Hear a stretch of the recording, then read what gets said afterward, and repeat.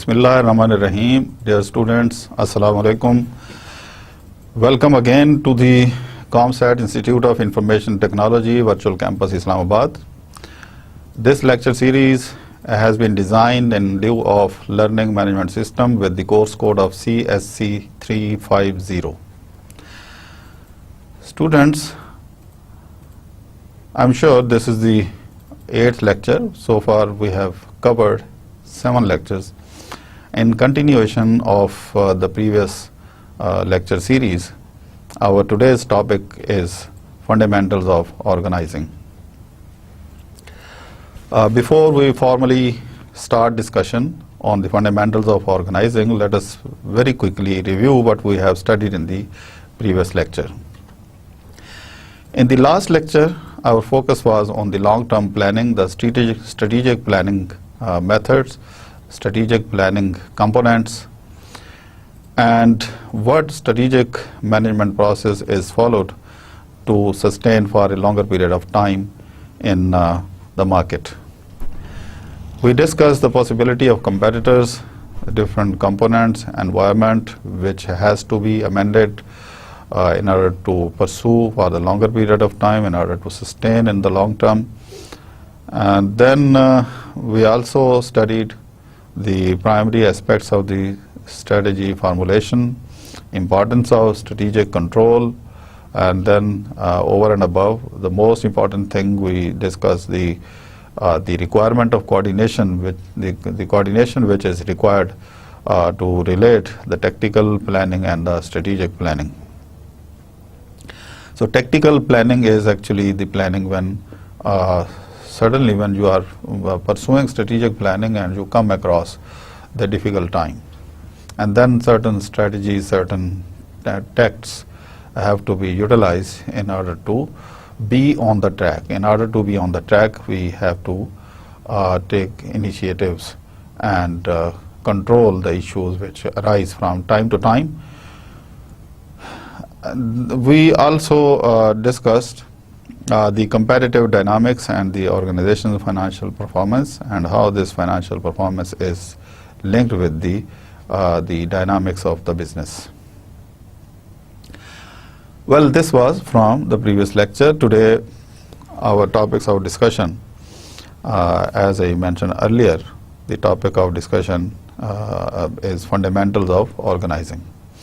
Now, in the pursuit of the fundamentals of organizing, we will discuss the organizing function at the first stage, and then we will move on to the benefits and the costs of the bureaucracy, the importance of bureaucracy, advantages and the disadvantages of the division of labor, the concept of division of labor, and then the advantages and the disadvantages of the division of labor, complexities of the appropriate organizational structure, and how these complexities can be simplified, advantages and the disadvantages of departmentalization. So this is the agenda for today's lecture. Well, in the pursuit of this agenda, our first concern is to discuss definition of organizing and organizational skill. What is meant by organizing? Organizing is a process of establishing orderly uses for resources within the management system. Very simple. The resources are given, we put them in certain sequence, certain order, and certain placement, and we follow a process to rank them, to order them, and we organize them, and then we combine them together in order to convert input to output. What is organizing skill? Organizing skill is in fact creating a network of people throughout the organization who can help solve implementation problem as they occur. So what expertise a manager or the CEO possesses to utilize skill in the best gearing way, in the best possible way for the implementation of the agenda, the top agenda, the goals of the organization or the corporation. What is organization? The organization is in fact the end result of organizing process.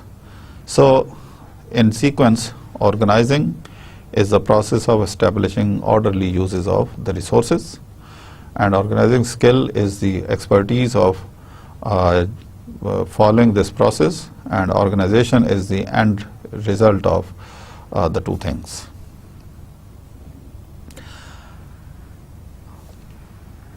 Some guidelines given by different proponents of the organizing theory. Fayol organizing guidelines. 16 guidelines have been listed and elaborated in the text. In fact, these guidelines were propounded by Fayol in one of his research papers, which was published internationally. Number one, the guidelines which need to be followed in order to develop an organizational structure. Number one, judiciously prepare and execute the operating plan. The word judiciously is very important, which involves justice, which involves prudential skill as well. आपकी जो mental skill है, और दूसरा आपको information हो कि आप नाइंसाफ़ी से चीज़ों को ऑर्गेनाइज नहीं कर रहे, आपका जो ऑपरेशन प्लान है ये बहुत ही जुडिशियसली प्रिपेयर किया जा रहा है. The second guideline is organize the human and the material facets so that they are consistent with the objectives, resources and the requirements of the concern. Right people at the right place. इसको अगर मैं sum up करूं कि जो हमारे right factors at the right place, right people at the right place. जिसकी जहाँ पे जो requirement है वहाँ पे उसको इंस्टॉल करना, उसको एम्प्लॉय करना. तीसरी जो गाइडिंग प्रिंसिपल है, the third guiding principal, establish a single competent energetic guiding authority, जिसका मतलब है कि एक फॉर्मल मैनेजमेंट स्ट्रक्चर हो जो मॉनिटर करे, जो देखे कि प्लान सही एग्जीक्यूट हो रहा है. अगर ये single component energetic guiding authority नहीं है तो फिर जो चीज़ें हम ऑर्गेनाइज करने जा रहे हैं, जिस ऑर्गेनाइजेशन का प्रोसेस हम फॉलो किए जा रहे हैं, तो वो उसको कोई कंट्रोल करने वाला नहीं होगा, उसकी जो सिस्टम है उसको कोई अकाउंटेबिलिटी करने वाला नहीं होगा. यानी एक अथॉरिटी हो जिसको ये सारे आंसरेबल हों. Number 4, coordinating all activities and efforts. तमाम एक्टिविटीज़ और एफर्ट्स का आपस में इंटरलिंक्ड होना बहुत ज़रूरी है. बिल्कुल जिस तरह एक मशीन के डिफरेंट पार्ट्स आपस में जुड़े होते हैं, इस तरह का ऑर्गेनाइजेशन स्ट्रक्चर आपस में गियर अप हो. एक की टास्क की कंप्लीशन के साथ ही दूसरे का टास्क जो है वो लिंक्ड हो, और उसके cause and effect, cause and then response interlinked हों और कोऑर्डिनेटेड हों, ताकि एक ऑब्जेक्टिव को हम परसू कर सकें. Number 5, formulate clear, distinct and precise decision. The decisions should not be complicated, should be understood. Decision के बारे में हमने, आपको याद होगा कि गालबन लेक्चर नंबर 5 और 6 में हमने डिस्कस किया था बड़ी डिटेल से कि डिसीजन क्या होते हैं और प्रूडेंशियल डिसीजन मेकिंग क्या होती है, रैशनल डिसीजन क्या होते हैं. तो जो कुछ भी डिसीजन मेकिंग हो रही है, that should B precise and should be understood by all the stakeholders. 6. Arrange for efficient selection so that each department is headed by a competent, energetic manager and all employees are placed where they can render the greatest service. Best of the best people at the best place, at the right place. ये हम कह सकते हैं. Define duties. आप एक manager को employ कर रहे हैं, उसकी प्लेसमेंट कर रहे हैं. अगर उसकी ड्यूटीज़, अगर उसके TOR, अगर उसकी अकाउंटेबिलिटी, रिस्पॉन्सिबिलिटीज़ क्लियरली डिफाइंड नहीं है, तो this may create trouble because he will go on his way and that way may be in the direction different from the direction of the organization. Number 8, encourage initiative and responsibility.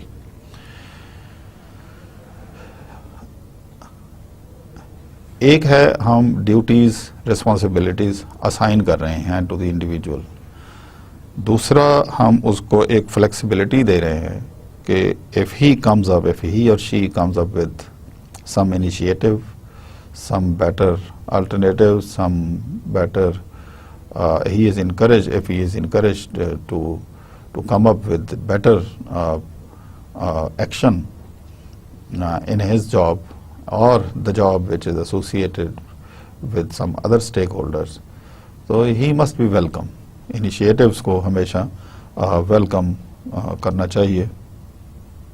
Number 9, offer fair and suitable rewards for the services rendered.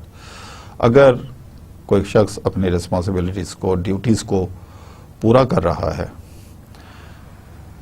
और initiatives ले रहा है और ये initiatives organisation की favour में बहुत advantages हैं, तो उसको ड्यू रिवार्ड मिलना इंतहाई ज़रूरी है. Number 10,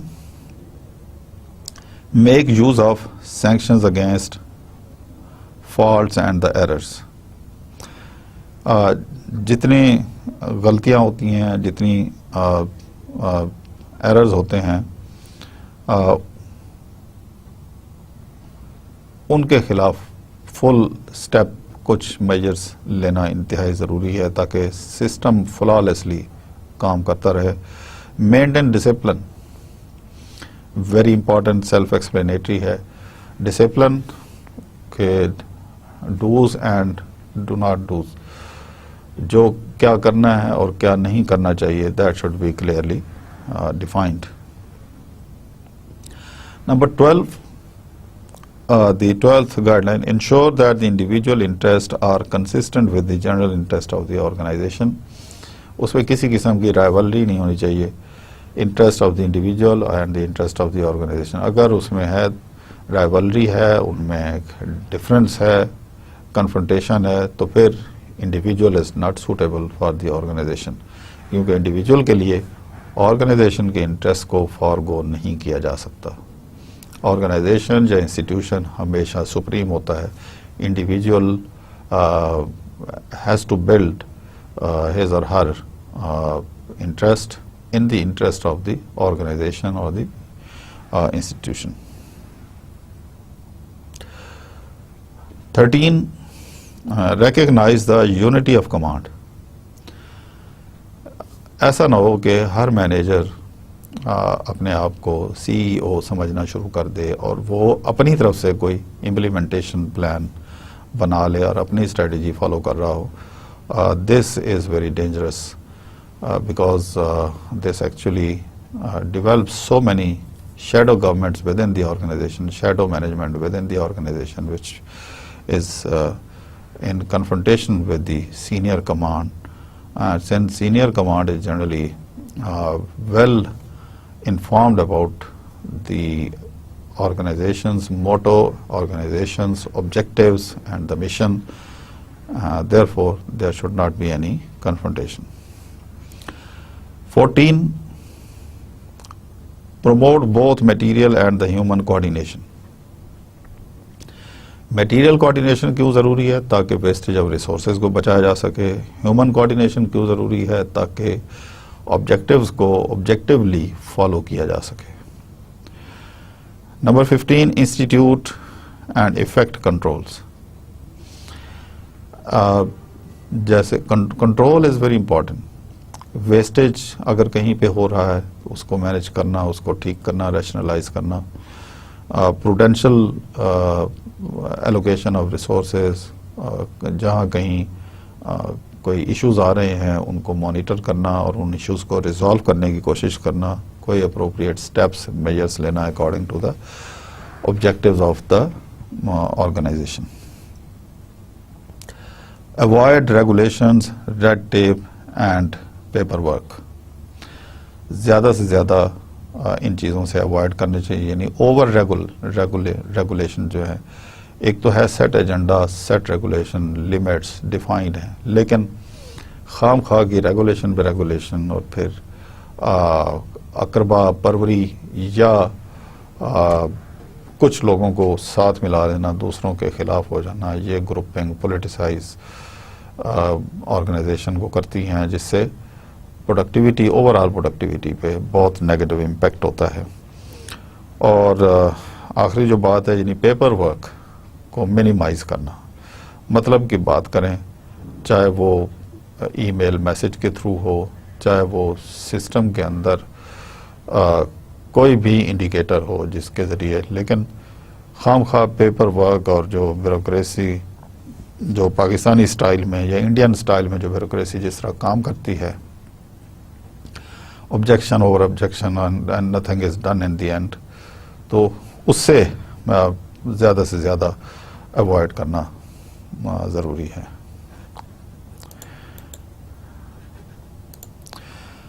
तो ये ऑर्गेनाइजिंग प्रोसेस यहाँ पे ब्रीफली एक्सप्लेन किया गया है with a flow chart diagram. पहला step, reflect on the plan and the objectives. जो हमने प्लान और ऑब्जेक्टिव्स बनाए हैं उनके ऊपर हमारी अपनी reflection in the first stage वो बहुत ज़रूरी है। Then number 2, establish major task. जब हमें ऑब्जेक्टिव्स क्लियर हैं तो फिर हमें टास्क डिफाइन कर देने चाहिए। जब टास्क डिफाइन कर दिए जाते हैं तो तीसरी स्टेज में फिर हम divide major task into sub task, कि हर टास्क का सब टास्क यानी उसको छोटे छोटे टास्क में जब हम डिवाइड करें तो कौन क्या करेगा वो क्लियरली डिफाइंड हो।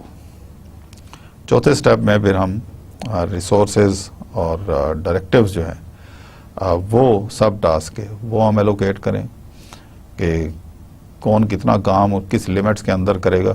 और पांचवें स्टेप पे फिर हम इसको इवेल्युएट करें, आउटकम जो है, रिजल्ट जो है, उसकी क्वालिटी को, उसकी क्वांटिटी को, उसके टाइम को, रिसोर्स यूटिलाइजेशन को इवेल्युएट करें। और ये एक बहुत इम्पॉर्टेंट फीडबैक है, यूज़फुल फीडबैक है, जो स्टेप 1 में जो मैनेजमेंट बैठी है उसके लिए, ताकि सेकेंड राउंड में अगर कोई फ्लॉज हैं, कोई फॉल्ट्स हैं तो उनसे अवॉइड किए जा सके। क्लासिकल ऑर्गेनाइजिंग थ्योरी, वेबर की ब्यूरोक्रेटिक मॉडल है जो क्लासिकल ऑर्गेनाइजिंग थ्योरी में एक लीडिंग है।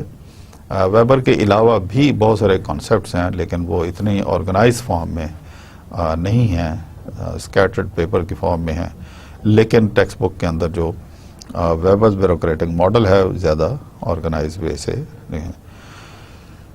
तो what is this bureaucratic model? Detailed procedures and rules, clearly defined and written, a lot of paperwork, clearly outlined organizational hierarchy, who is the boss of whom, and then who is the subordinator of the subordinator, and so on. Impersonal relationship among organizational members. Impersonal relationship among the organizational members, file के ऊपर हर चीज़ move हो रही है, file के ऊपर comments आ रहे हैं एक ऑफिस से दूसरे ऑफिस में, the person is sitting in Lahore और उसकी फाइल यहाँ पे चल रही है सेक्शन ऑफिसर के पास, सेक्शन ऑफिसर से डिप्टी सेक्रेटरी से जॉइंट सेक्रेटरी और फिर सेक्रेटरी, और इनके दरमियान फाइल मूव हो रही है। तो this is a sort of impersonal relationship. Classical organizing theory में एक जो दूसरी, एक तो हमने डिस्कस की ब्यूरोक्रेटिक मॉडल और दूसरा है division of labour model. Division of labour model में an operation, a bigger operation is divided into different processes, and each process is assigned to a particular labor, to a particular group of workers who perform their duty, and in the end the entire work is done. मैं दोबारा समझा दूं, एक बड़ा production process divide किया जाता है different operations में, और हर ऑपरेशन एक ख़ास वर्कर को, जिसमें उसकी स्पेशलाइजेशन होती है, असाइन कर दिया जाता है। एक भी हो सकता है, एक से ज़्यादा भी स्पेशलिस्ट हो सकते हैं, depending upon the size of the sub operation. ये सारे लोग काम करते हैं, in the end the productivity is increased of the system, पूरे सिस्टम की जो प्रोडक्टिविटी है वो इंक्रीज कर जाती है। इसको कहते हैं हम डिवीजन ऑफ लेबर। इसके एडवांटेजेस हैं और डिसएडवांटेजेस भी हैं। कुछ एडवांटेजेस यहाँ पे लिस्टेड हैं, मैं इसके अलावा भी कुछ आपके साथ शेयर कर लेता हूँ डिस्कशन में।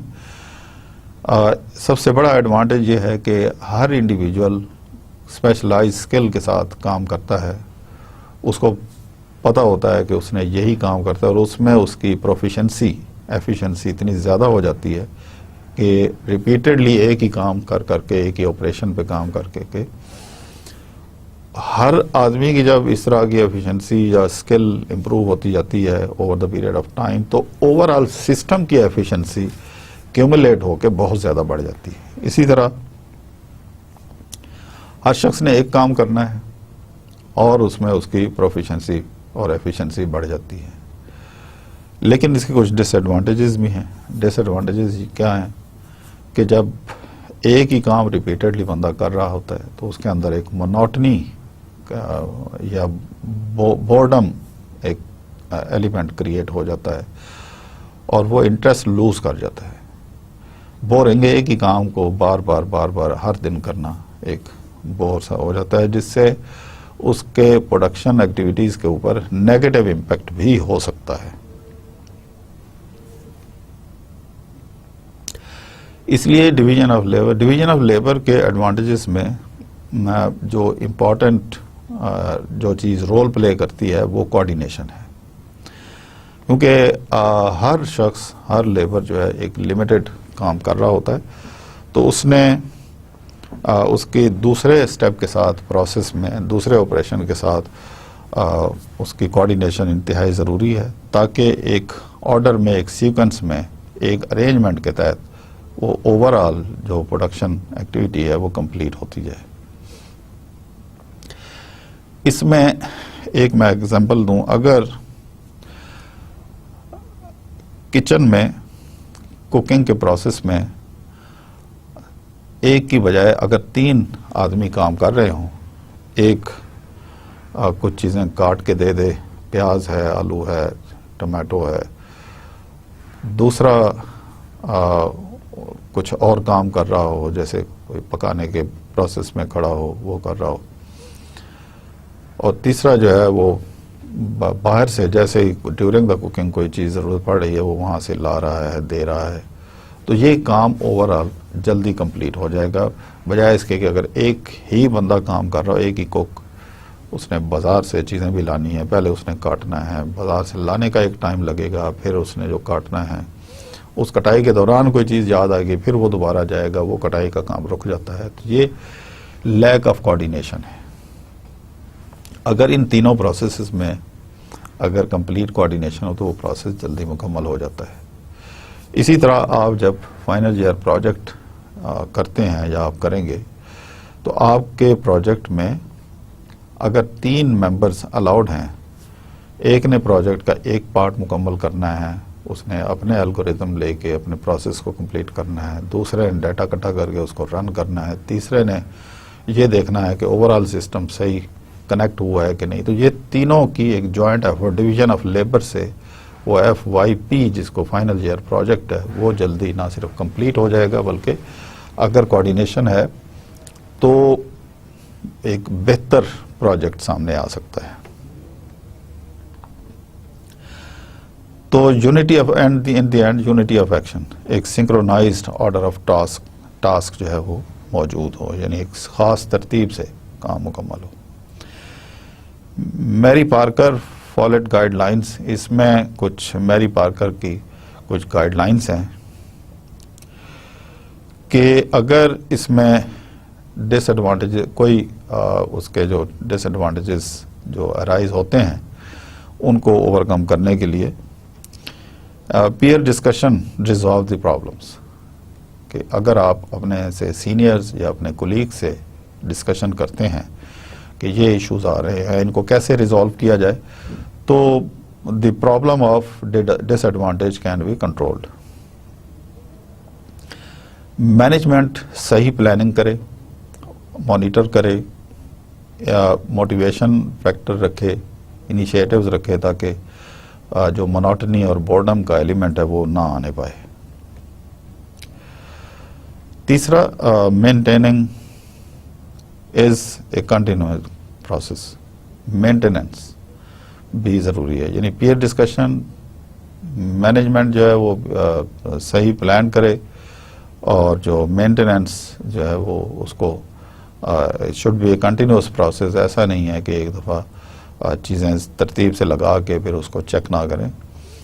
स्ट्रक्चर क्या होगा, नेक्स्ट जो है स्ट्रक्चर ये होगा कि designated relationship among the organizational resources, जितने रिसोर्सेज हैं उनके दरमियान एक कोऑर्डिनेशन और लिंकेज मौजूद हो।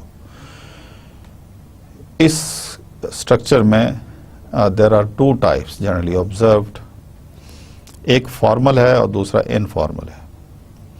फॉर्मल स्ट्रक्चर यह है कि ऑर्गेनाइजेशन के चार्ट के मुताबिक जो तरतीब आउटलाइन की गई है उसको फॉलो करना इंतहाई ज़रूरी है।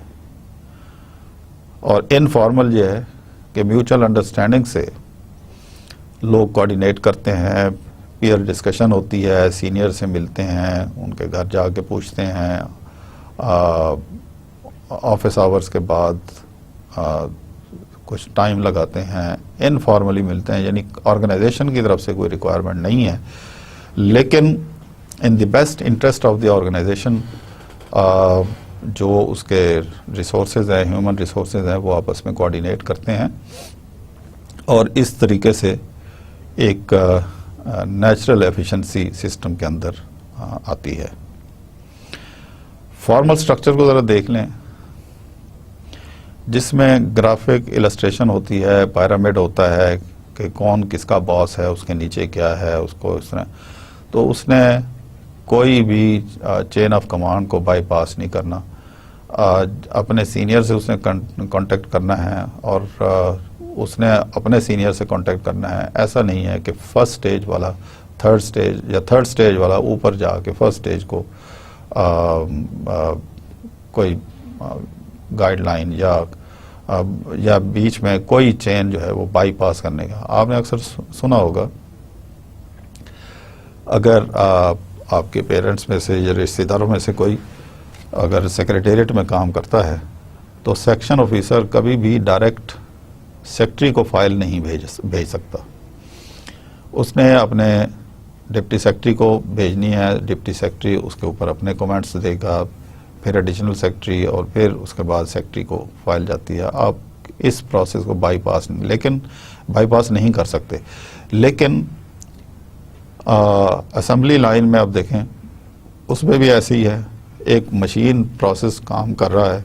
जिस तरह मैंने बताया कि FYP आप करते हैं फाइनल ईयर प्रोजेक्ट में, उसमें भी एक सीक्वेंस है कि अगर वो सीक्वेंस फॉलो हो रहा है, वो फॉर्मल है तरीके से, तो आपका फाइनल ईयर प्रोजेक्ट जो है वो मुकम्मल हो जाता है। लेकिन इनफॉर्मल डिस्कशन बहरहाल तीनों मेंबर्स जो FYP कर रहे होते हैं, एक प्रोजेक्ट के ऊपर काम कर रहे होते हैं, वो इनफॉर्मली एक दूसरे से हेल्प लेते हैं, मिलते हैं, गाइडलाइन लेते हैं।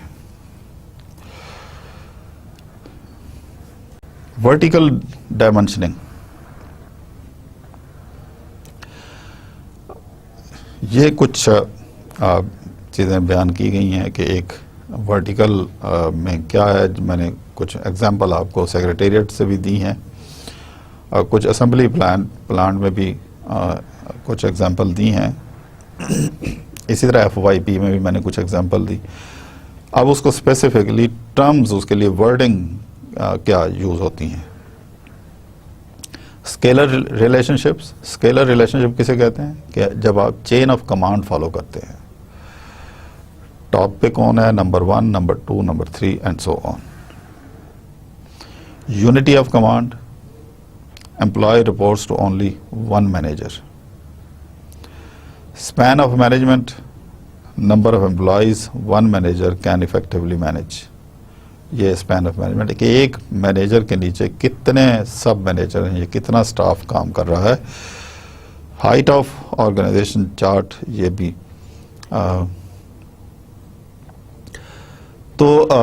ये जिस तरह हम लेटरल सब डिवीजन्स या स्पेशलिटीज़ जो जिनको हम कहते हैं, this is height of the organisation chart कि कौन सा स्पेशलिस्ट कहाँ बैठा है, एक्सपर्ट जो है वो उसकी प्लेसमेंट कहाँ पे है और सिस्टम के अंदर उसकी सिग्निफिकेंस कहाँ पे कितनी है।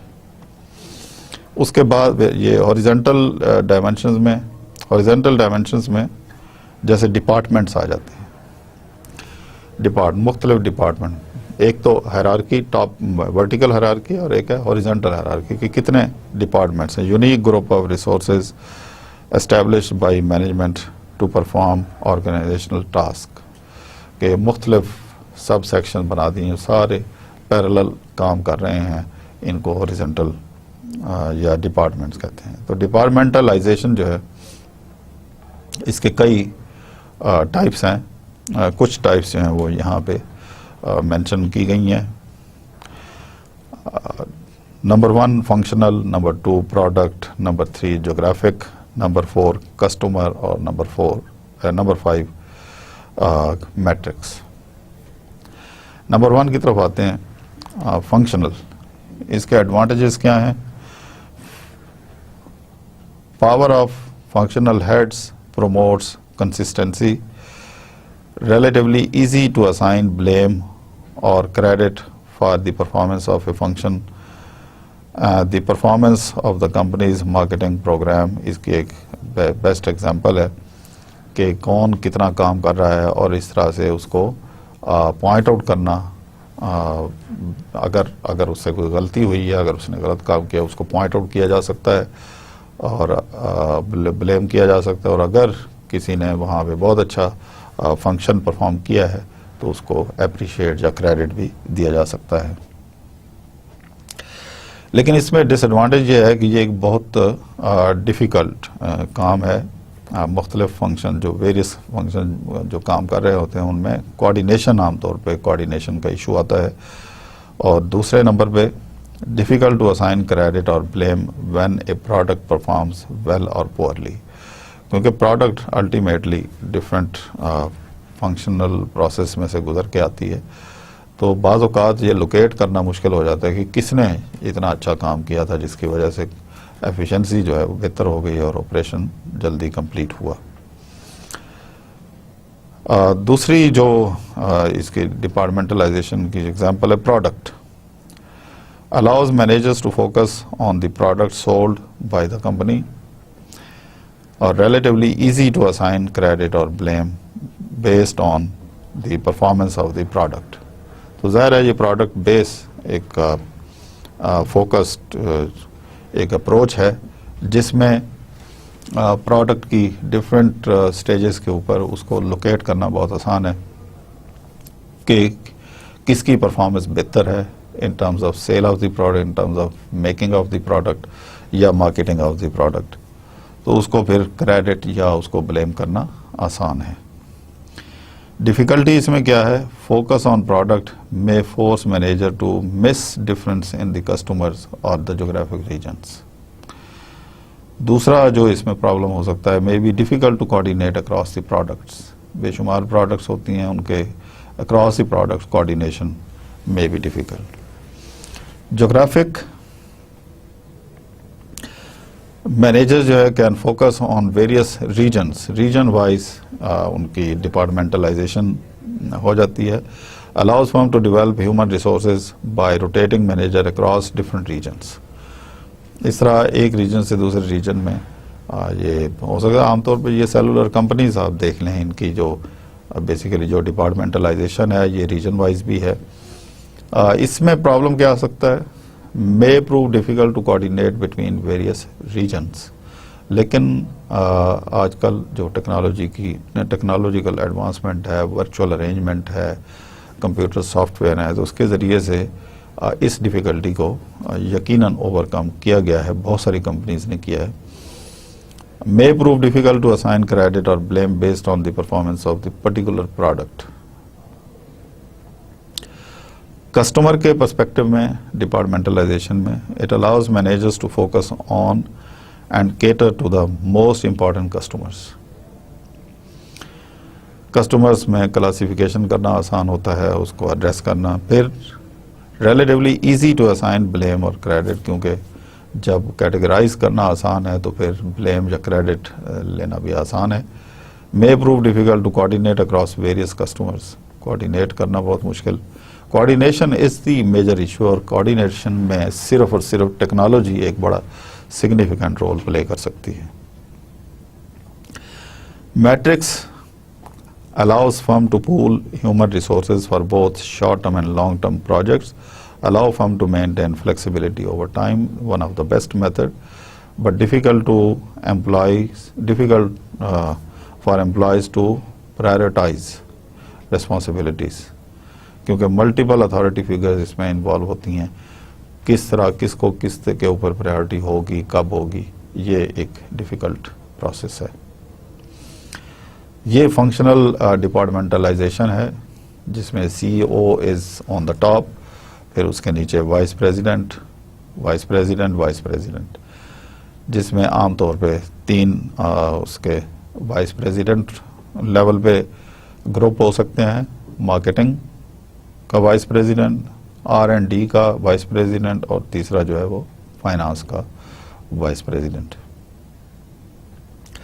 अगर प्रोडक्ट सर्विस डिपार्टमेंटलाइजेशन की तरफ जाएं तो CEO और नीचे वाइस प्रेसिडेंट ऑफ इलेक्ट्रॉनिक्स हो सकता है, वाइस प्रेसिडेंट ऑफ एंटरटेनमेंट हो सकता है, जो एड के ज़रिए या फंक्शन अरेंजमेंट के ज़रिए या कोई और सेरेमनी अरेंजमेंट या कोई और प्रमोशन पॉलिसी का वाइस प्रेसिडेंट हो सकता है। And the third one very important, vice president of financial services. Geography departmentalization, you further detail, CEO on the top, Vice President of Asia, Vice President of North America, Vice President of Europe. Pakistani perspective में देखें तो Vice President of Punjab province, Vice President of Khyber Pakhtunkhwa province, Vice President of Sindh, Vice President of Balochistan, and similarly another Vice President of say northern areas या फाटा या हम Gilgit Baltistan. Customer departmentalization में CEO again on the top, vice president of electronics retailers, vice president of music retailers, vice president of movie distributors.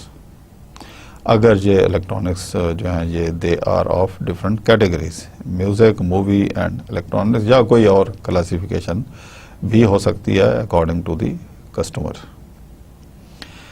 ये matrix form में departmentalization का एक chart दिखाया गया है, जिसमें CEO is on the top, और उसी को यहाँ पे मैट्रिक्स फॉर्म में यहाँ पे अरेंज करके ये दिखाया गया है कि CEO के नीचे ये R&D का एक स्ट्रक्चर आ रहा है, बिल्कुल जस्ट उसके नीचे R&D का।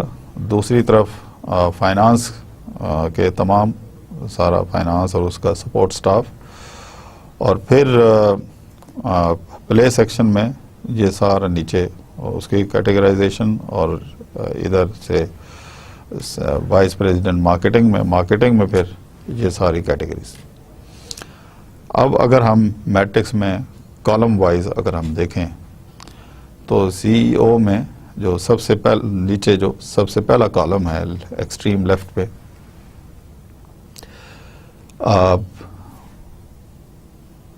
According to the type of product, जैसे PlayStation can be Spiderman 3, इसी तरह पोर्टेबल डिजिटल म्यूजिक प्लेयर, ये कैटेगरी हो सकती है। सिमिलरली अगर मार्केटिंग में जाएं तो मार्केटिंग का वाइस प्रेसिडेंट, फिर उसका मार्केटिंग का सपोर्ट स्टाफ, फिर फर्दर सपोर्ट स्टाफ नीचे, and so on. Research and development में similarly the vice president on the top, then support staff and so on. इसी तरह फाइनेंस में फिर सपोर्ट स्टाफ वगैरह, उसकी फर्दर कुछ डिपार्टमेंट में, ऑर्गेनाइजेशंस में उनके फर्दर नाम होते हैं, जिसमें सेक्रेटेरियल स्टाफ होता है, उनका एक असिस्टेंट मैनेजर होता है एंड सो ऑन। फोर्सेस कौन सी हैं जो फॉर्मल स्ट्रक्चर को इन्फ्लुएंस करती हैं? ये जो हमने फॉर्मल स्ट्रक्चर पढ़े हैं, इनको कौन सी फोर्सेस इम्पैक्ट करती हैं? सबसे बड़ा इम्पैक्ट मैनेजेरियल फोर्सेस का होता है, क्योंकि उन्होंने मैनेज करना होता है, पहले इन्फॉर्म्ड होते हैं, हर चीज़ को मॉनिटर कर रहे होते हैं, तो उनके डिसीजंस, उनके स्टेप्स, उनके मेजर्स, मॉनिटरिंग प्रोसेस वो यकीनन स्ट्रक्चर को इन्फ्लुएंस करता है। टास्क फोर्सेस अगर हैं वो इन्फ्लुएंस कर सकती हैं। एनवायरमेंटल फोर्सेस हम डिस्कस कर रहे हैं, एनवायरमेंटल फोर्सेस क्या होते हैं वो इफ़ेक्ट कर सकती हैं स्ट्रक्चर को। सबॉर्डिनेट फोर्सेस ख़ास तौर पे जब आपस में उनके ट्रेड यूनियन हों या उनके क्लस्टर्स बने हुए हों और वो बड़े इन्फ्लुएंशियल हों, तो वो स्ट्रक्चर को, फॉर्मल स्ट्रक्चर को इफ़ेक्ट कर सकते हैं। ये चेन ऑफ कमांड रैशनल है which was propounded by Fayol।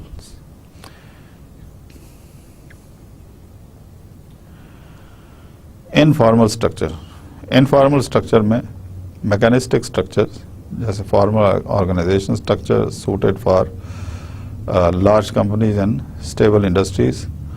Organic structures, जिसमें आमतौर पे ये ऑर्गेनिक स्ट्रक्चर्स में ये लेस फॉर्मल होता है, represent loosely coupled worker networks suited for smaller companies in volatile industries।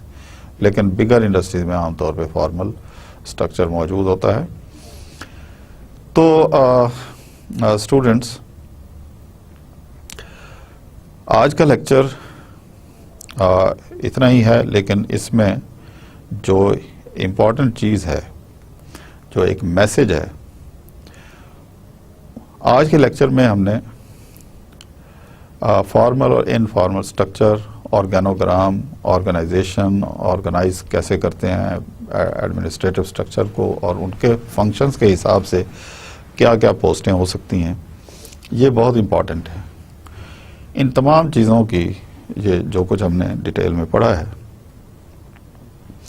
इनमें अगर 2-3 बातें याद रखने वाली हैं, हम इसको अब सम अप कर रहे हैं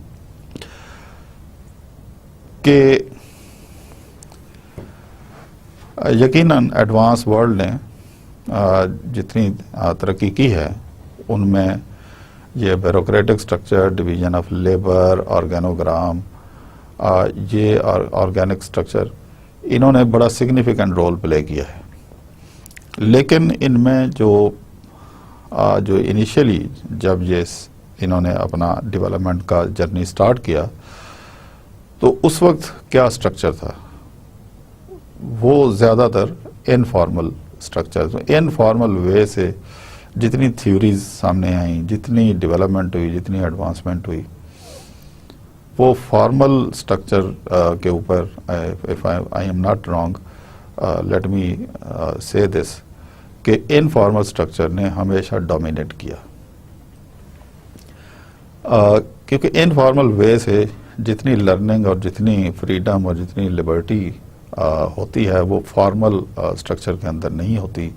फॉर्मल स्ट्रक्चर में सेल्फिशनेस बहुत ज़्यादा होती है। हर जो पोजीशन पे बैठने वाला है वो अपने काम को ज़्यादा अपने ही पर्सपेक्टिव में ज़्यादा देख रहा होता है और उसका फोकस वही होता है कि उसका काम मुकम्मल हो जाए।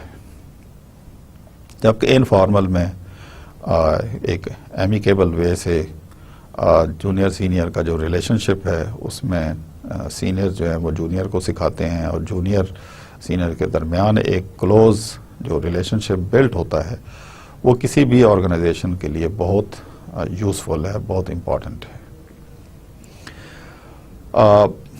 पाकिस्तान के पर्सपेक्टिव में अगर देखा जाए तो यहाँ भी हमारा जो पब्लिक सेक्टर ऑर्गेनाइजेशंस हैं उसमें फॉर्मेलिटीज़ बहुत ज़्यादा हैं, फॉर्मल स्ट्रक्चर बहुत स्ट्रॉन्ग है, जिसकी वजह से इनिशिएटिव्स कम होते हैं। जो लोअर लेवल पे आप देखें कि अगर आप सेक्रेटेरिएट से वाकिफ़ हैं तो सेक्रेटेरियल स्टाफ जो होता है उसमें सबसे ज़्यादा जो काम यानी पूरी मिनिस्ट्री जो चल रही होती है वो एक सेक्शन ऑफिसर के ऊपर चल रही होती है।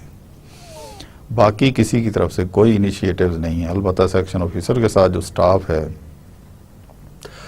वो अपने इनिशिएटिव से अपने बॉस के साथ चल रहे होते हैं, लेकिन आम तौर पे इसमें लेजीनेस, इसमें स्लो प्रोसेस और इनएफिशिएंसी का एलिमेंट वो बहुत ज़्यादा है और प्रोडक्टिविटी बहुत कम है। उसके मुकाबले में अगर आप प्राइवेट सेक्टर में देखें, प्राइवेट सेक्टर में आप देखें ग्रुपिंग या पॉलिटिसाइज करना या राइवलरी क्रिएट करना ये इनटॉलरेबल है। इसलिए प्राइवेट सेक्टर में अगर खुदा न खास्ता ऐसे इश्यूज अराइज होते हैं जिसमें फॉर्मेलिटीज़ में आपस में कोई राइवलरी या ऐसी सिचुएशन अराइज होती है तो one has to lose his job, he will be fired. और उनमें जो भी अगर एक कसूरवार है, 2 हैं, 10 हैं, सबको घर जाना पड़ता है। इसलिए प्राइवेट ऑर्गेनाइजेशंस में आम तौर पे फॉर्मल भी है लेकिन informal way of doing job, informal way of completing task is very common practice.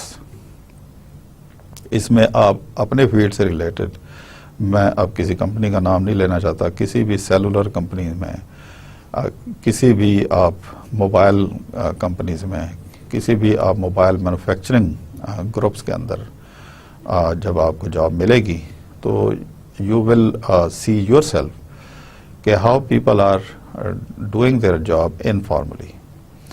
और अगरचे एक फॉर्मल वे से एक हायरार्की एग्जिस्ट करती है, but the way people are connected or coordinated to each other, it is marvelous, and that is why the efficiency in the private sector is huge.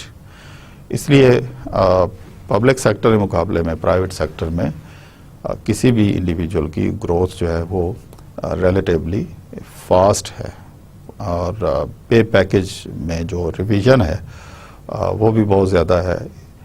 Fixed increment भी नहीं है, variable incremental package जो है वो follow किया जाता है। जो जितना क्वांटिटी से कंट्रीब्यूट करता है, इनिशिएटिव्स लेता है, और ऑर्गेनाइजेशन में अगरचे वो बॉटम में है हॉरिजॉन्टली या वर्टिकली कहीं, अगर उसके इनिशिएटिव्स हैं बड़े इनकरेजिंग हैं और वो ऑर्गेनाइजेशन को पे कर रहे हैं तो ऑर्गेनाइजेशन भी उसको रिवार्ड करती है। ये ऐसा स्ट्रक्चर अनफॉर्चुनेटली हमारे पब्लिक सेक्टर में नहीं है। This is very unfortunate. Public sector में रिलेटिवली रिसोर्सेज बहुत ज़्यादा है, गवर्नमेंट बजट एलोकेट करती है, कॉरपोरेशंस जो हैं वो अकाउंटेबल हैं, लेकिन उनकी अकाउंटेबिलिटी इस सेंस में नहीं है कि किसी को फायर कर दिया जाए। बहुत ही एक्सट्रीम केसेस में पब्लिक सेक्टर में, तो पब्लिक सेक्टर में जॉब करने का मतलब ये है कि you are confirmed for the rest of your life, irrespective of your productivity, irrespective of your initiatives, encouragement, और इनोवेशन, इसलिए पब्लिक सेक्टर में बहुत कम लोग होते हैं जो बहुत हाईली प्रोडक्टिव इनिशिएटिव लेने वाले होते हैं, और वो टर्नओवर भी पब्लिक सेक्टर में इसलिए ऐसे लोगों का जनरली टर्नओवर ज़्यादा नहीं है, लेकिन ऐसे प्रोडक्टिव लोग, एफिशिएंट लोगों का टर्नओवर पब्लिक सेक्टर में बहुत ज़्यादा होता है, क्योंकि वो बहुत जल्दी किसी प्राइवेट सेक्टर ऑर्गेनाइजेशन में एडजस्ट कर जाते हैं, उनको कोई इंसेंटिव मिल जाता है, वहाँ पे वो जाके एब्जॉर्ब हो जाते हैं। तो what is better? The better thing is how productive you are. If you are highly productive, if you are efficient, you can cross the steps of hierarchy very quickly in your professional life. और अगर आप slow हैं, less responsive हैं, तो फिर ये आपके लिए हायरार्की जो है उसको एक स्टेप से दूसरे स्टेप में क्रॉस करना एक्सट्रीमली डिफिकल्ट हो जाता है। तो बेहतर क्या है? The best thing is develop your habits of working for longer hours, work hard, and try to develop coordination with your class fellows, because at this stage you might be working with your class fellows. You must be living somewhere in the hostel or in a community where you must have your class fellows and your friends.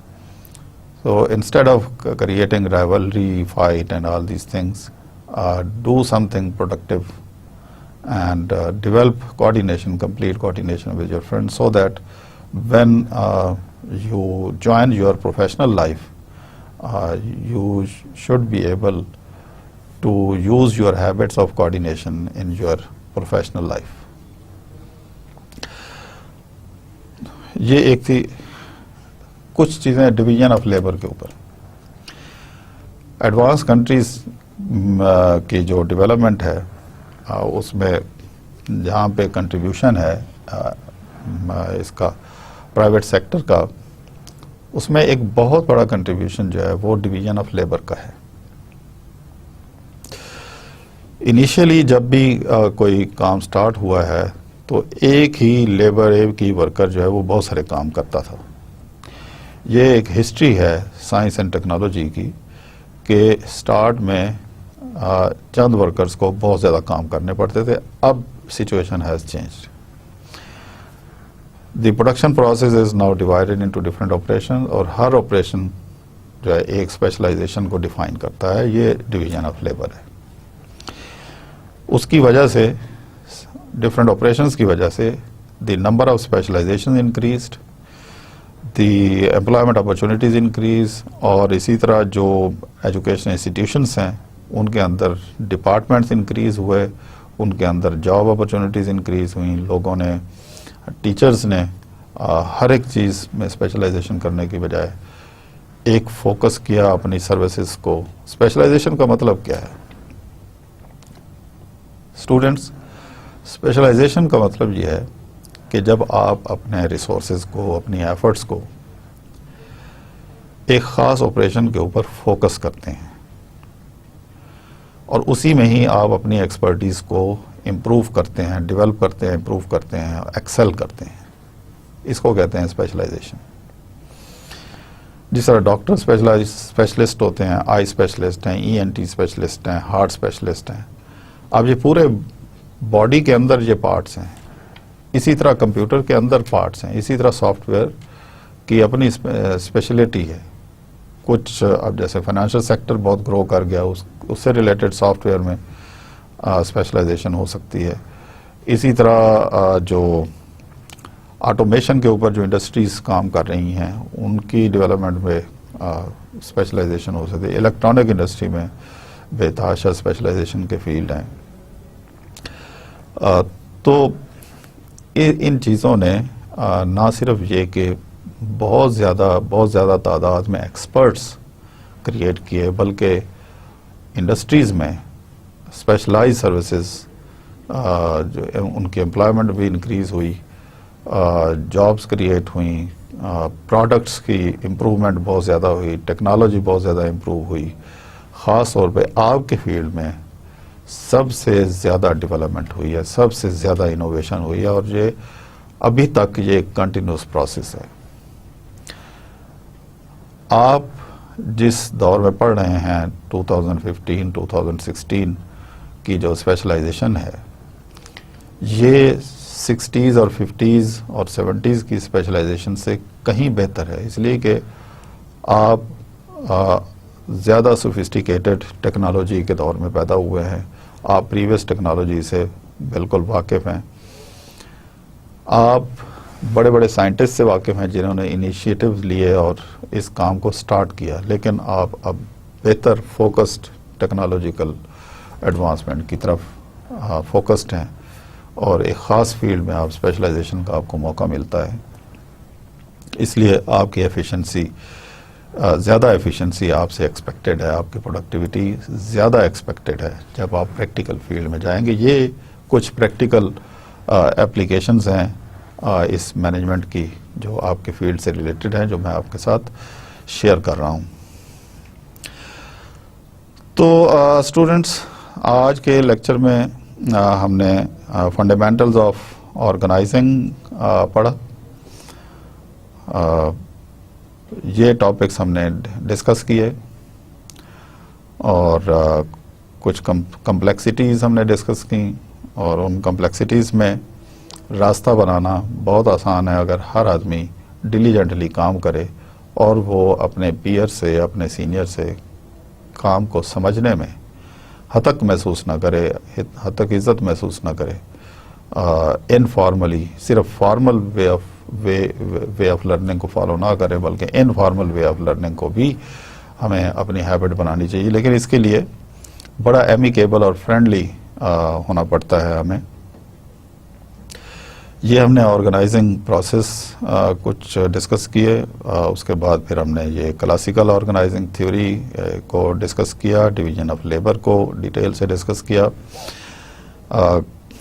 फिर division of labour और coordination को discuss किया। ये मैंने कुछ practical examples आपको दी, real life किस तरीके से चलती आई है, और साइंस एंड टेक्नोलॉजी की एडवांसमेंट जो है किन स्टेजेस में से गुजर के आई है, फॉर्मल से इनफॉर्मल, इनफॉर्मल ज़्यादा डोमिनेटिंग हमने डिस्कस किया, और फॉर्मल स्ट्रक्चर होता क्या है, और फिर वर्टिकल डायमेंशनिंग क्या होती है, और हॉरिजॉन्टल डायमेंशनिंग क्या है। जब डिपार्टमेंट फैल जाते हैं तो इसको हॉरिजॉन्टल डायमेंशन कहते हैं, और वर्टिकल में एक हायरार्की फॉलो होती है, ये हमने डिस्कस किया। डिपार्टमेंटलाइजेशन और उसकी टाइप्स को हमने डिटेल से डिस्कस किया, इनके फंक्शनल, डिपार्टमेंटल, फिर ये हमने डिफरेंट फ्लो चार्ट से हमने इसको ये डिस्कस किया कि सीईओ के नीचे क्या ऑप्शंस आती हैं। तो जोग्राफिकल डिपार्टमेंटलाइजेशन, कस्टमर डिपार्टमेंटलाइजेशन हमने पढ़ी, मैट्रिक्स डिपार्टमेंटलाइजेशन ये हमने पढ़ा, और फिर कौन से फोर्सेस हैं जो फॉर्मल जो स्ट्रक्चर है उसको इफ़ेक्ट करते हैं। इंटरनल भी हो सकते हैं, एक्सटर्नल भी हो सकते हैं, लेकिन मोस्टली इंटरनल। फिर इनफॉर्मल स्ट्रक्चर हमने डिस्कस किया। तो ये आज का लेक्चर था। I hope you have learn something new, and you will try to implement in your professional life what you have learned in this lecture. Thank you very much listening this lecture. So inshallah we will meet again for the next lecture with a new topic and with more discussion on the new areas related to the areas which we have been covering so far. Thank you and Allah Hafiz.